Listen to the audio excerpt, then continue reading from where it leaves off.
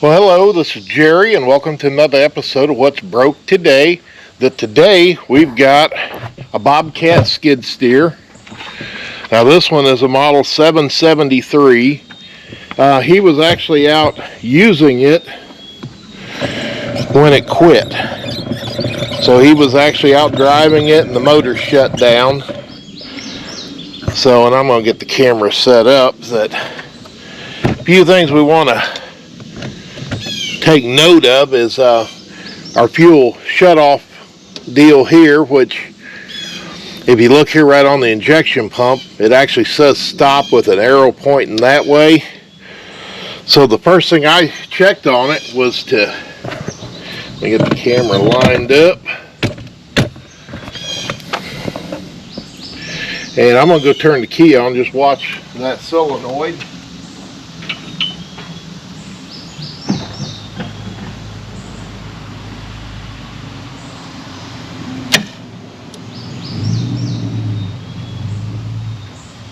Which most of the time you don't have to come back here and look, but we wanted to make sure we pull it all the way to the right side.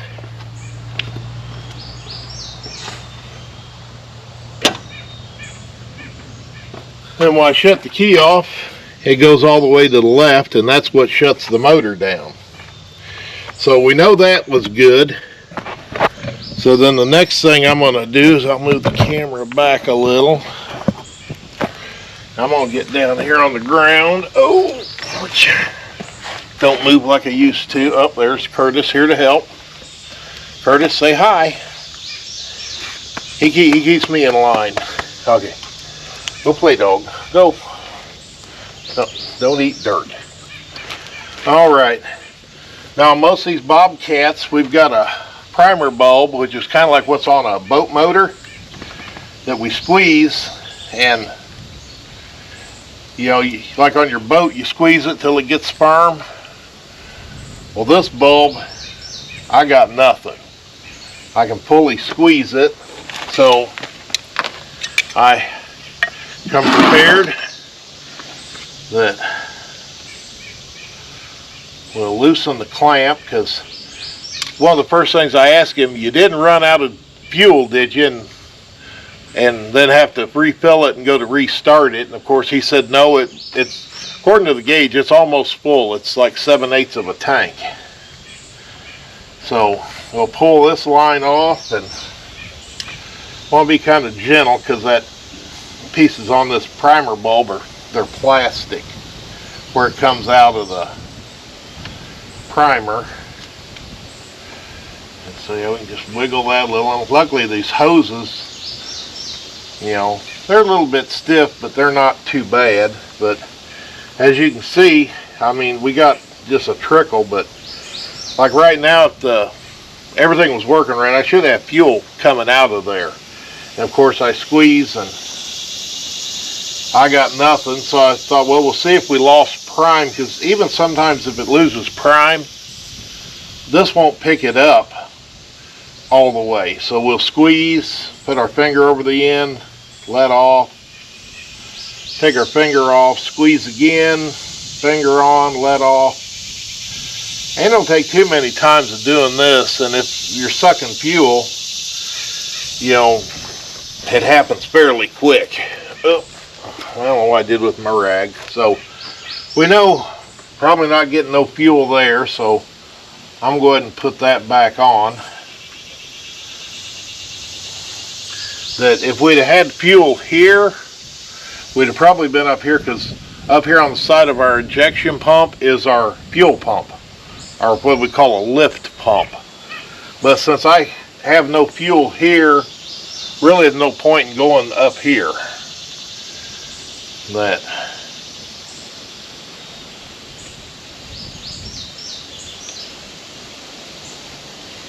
I'm going to go ahead and put that connection back together.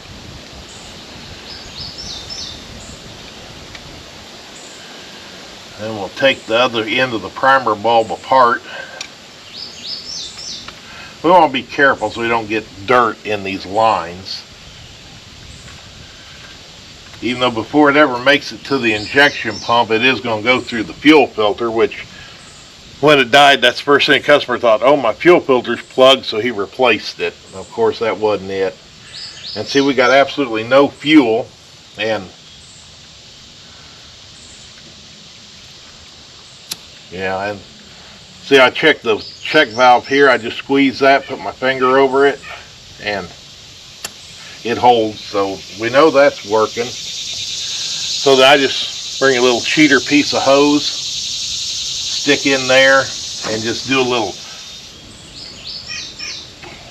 and I can blow through it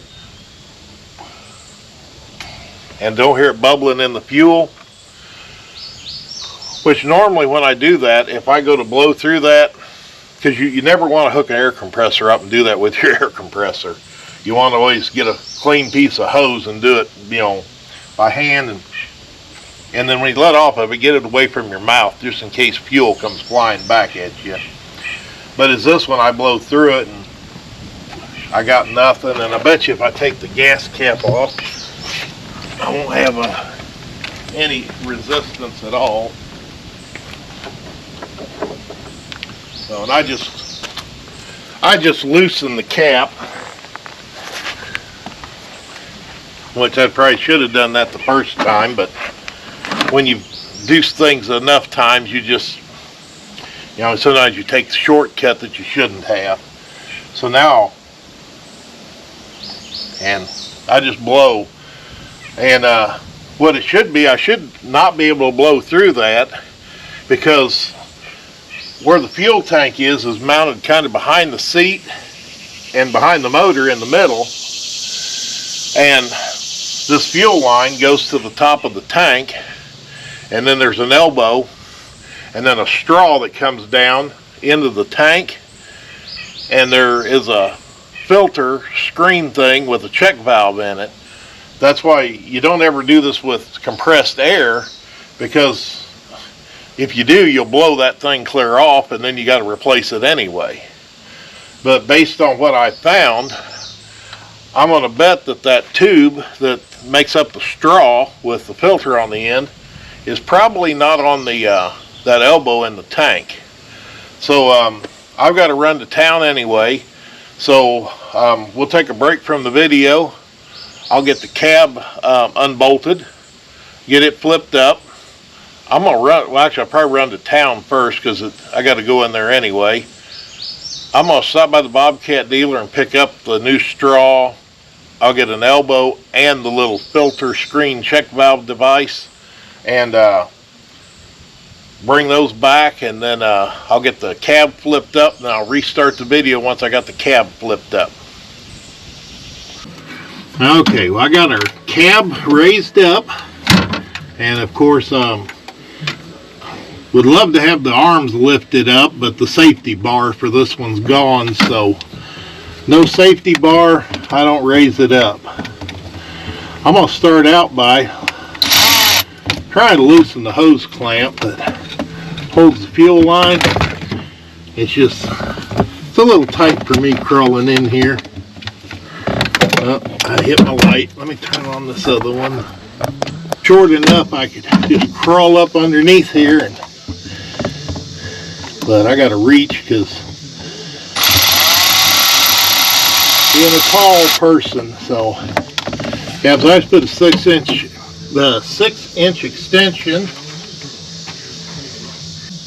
Of course, before I did anything, I took my blowgun and I cleaned and blew out all around that where it goes into the tank, because of course our supply is the front grommet, and that's just a rubber grommet stuck down in the top of the tank,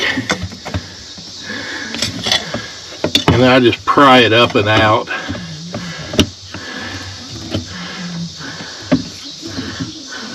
Oh, there we go.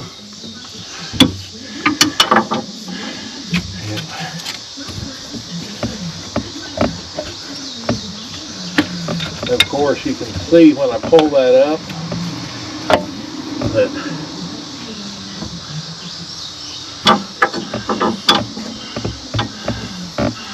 there's what's left of what little bit of hose was on that elbow fitting.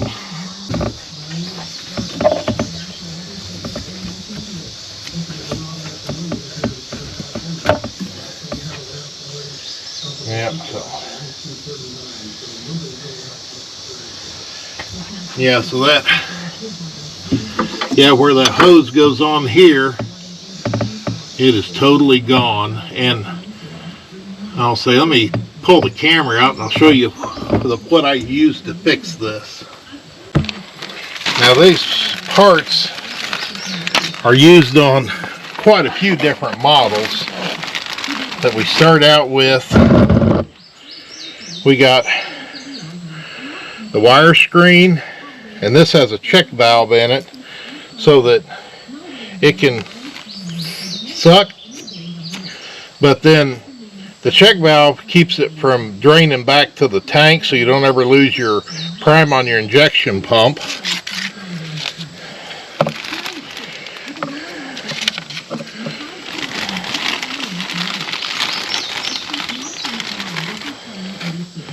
And of course we got our new piece of hose. I get a new rubber grommet that goes in the tank, because even though the other one's probably okay, I replace it anyway, no more than it cost.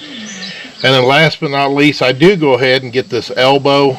I could probably get by without it, but I don't take a chance. I just go ahead and get it, and that way I don't have to worry about it, because just in case a piece of that old hose is stuck up inside this old, elbow, even though blowing through it, I don't think there's anything in there. And then we'll start out, let's see. Of course, where it goes down in the tank, this is the short side goes toward the engine, and then this is what ends up through the grommet, and then this rubber hose goes on here. And I also I'm going to take the clamp off of here. I'm actually going to put it on this end. I probably don't need it, but I'm going to go ahead and I always take it off of here and put it down here, because there was one down here originally. Usually once you get the hose pushed on here, it's not going to fall off. I mean, because that's a pretty sharp edge. It catches the hose and holds it. So yeah, let me go swap that clamp. Yeah, see, as I'm pulling that clamp off, I don't know if you can see, but that old hose just deteriorates and falls apart.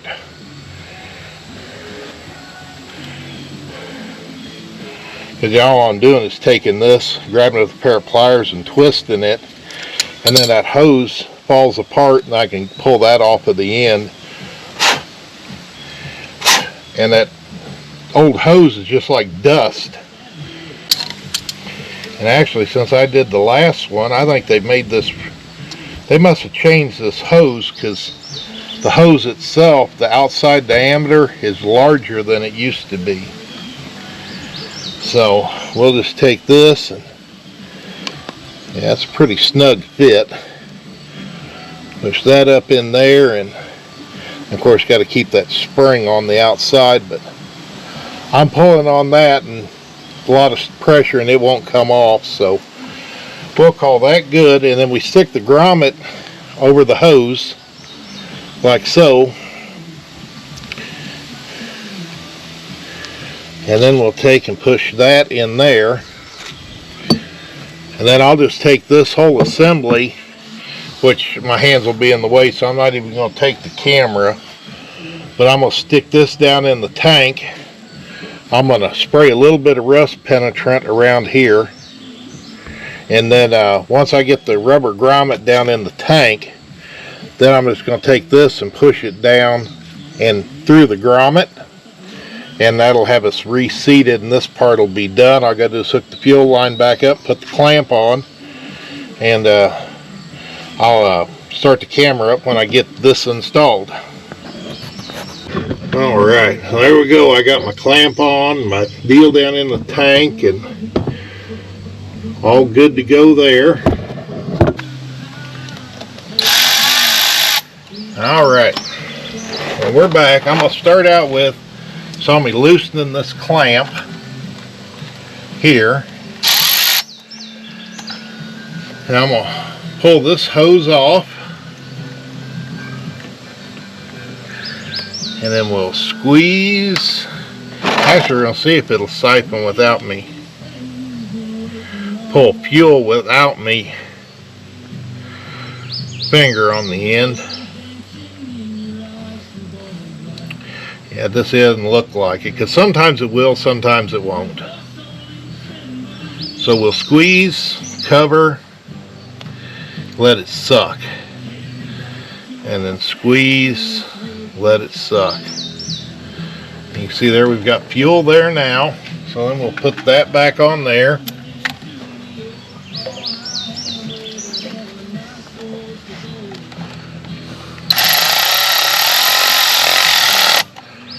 And that's good. Now I'm going to move over here a little bit. I'm going to get a straight bladed screwdriver. And then on top of the fuel filter housing, there's a air bleed right here. Now I'm going to loosen this up. I move my drain pan underneath. I'm just going to slowly squeeze.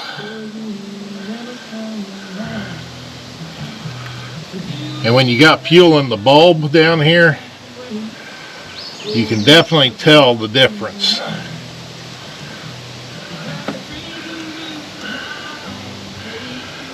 I thought he said he filled the, when he changed the filter, he said he filled it, but there we go. Once we get diesel fuel out there, we'll screw that down and snug it up. Apologize for moving the camera around. I'm trying to hold it and work at the same time because I don't have an assistant to help me. And then the next step is to come up here on top of the injection pump. There's this little thumb wheel. We're just going to open it up, and I'm just going to pump this about 10 times. There's 1, 2, 3,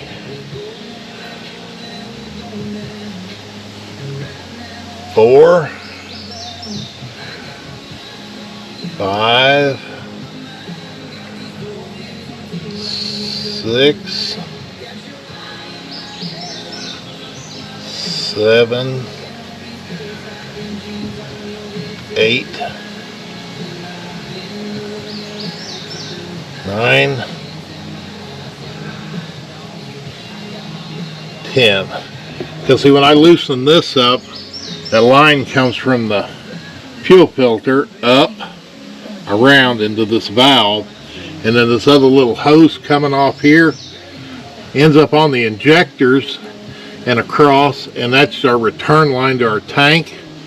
So once we get done with that, we'll squeeze that completely tight. I'll get the camera set up here, and we're gonna turn the key and see if it runs. I gotta put the cab down first.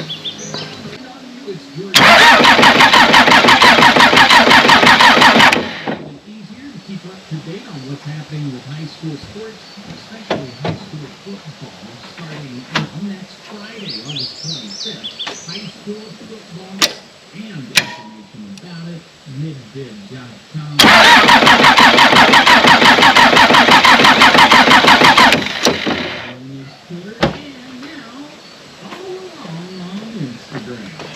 I want to guess there's still some air in the pump, so we'll just pump this down here a few more times.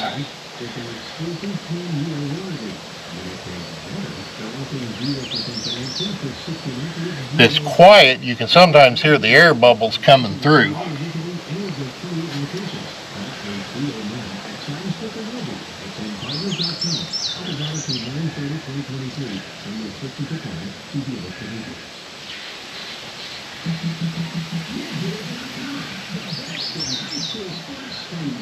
The regular school Because usually if you get all the air out, you usually don't have to crack any of the lines loose.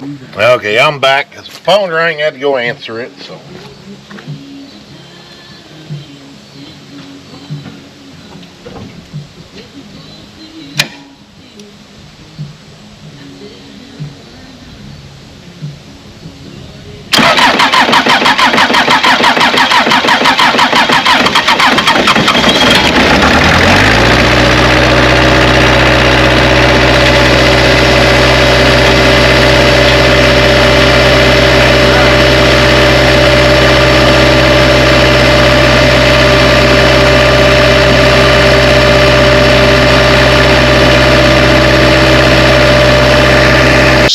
Well, just I guess a little recap. On the last segment, you heard, got her up and running. That probably the important things, that key factors is I did go back to KC Bobcat and buy my parts. That on that rubber bushing that goes in the tank, with the fuel pickup with the check valve in it, the elbow, and that 9 inches of hose. I spent $48.73,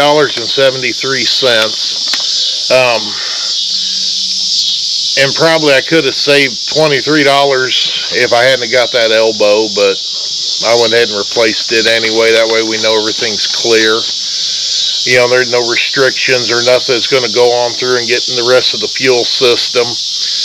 The lift pump that's there on the motor has to be working, otherwise it'd have never ran. I might have started and then died immediately. Probably hardest part is dealing with raising the cage up and getting in there to where that tank's at, because it's in front of the motor, behind the seat, and I got a little bit of extra down here, so it was tight crawling through that little triangular hole in between the arms and that, strut rod piece that's on it. That, it'd be nice if you could have the lift arms up and out of the way. It'd give you a lot more room. But of course, if it's not running, unless you got some way to hoist it up and pull them up in the air, and also you need to have the prop rod, you're stuck doing it the same way I did. And now that I got it running, well, you can raise it up, but now I don't need it. That probably the only thing I didn't show you was to raise the cab clear at the front. Where the cab is there at the front of the frame, 2 3/4 inch nuts with big rectangular flat washers down there. You just unscrew those and lift the cab up, and of course the prop rod would be actually on the right hand side. Actually has a lock to lock it all the way up, but I still put a safety strap, a ratchet strap from the wire mesh down to somewhere on the back of the unit and tie it just for safety's sake, because that thing's heavy. And that applies to a lot of models. I was doing a 773, but I don't know how many years and how many different models had that same setup. And a guessing person says that this started when we started getting ultra low sulfur diesel, because those original hoses, that's when they started failing, and the machines that were used quite frequently failed quicker. This is kind of like the one I have here, which I have a Case 1840, but he doesn't use it every day. I mean, it's more of a homeowner toy than anything. So, but I got it all fixed. It's working. I hope I told you everything you needed to know. That so I think I about covered it. That I appreciate you watching. I hope you find my video helpful. If you do, give me a thumbs up for a like, and please subscribe to my channel, because like I say, no telling what you may see on here next. Thanks for watching.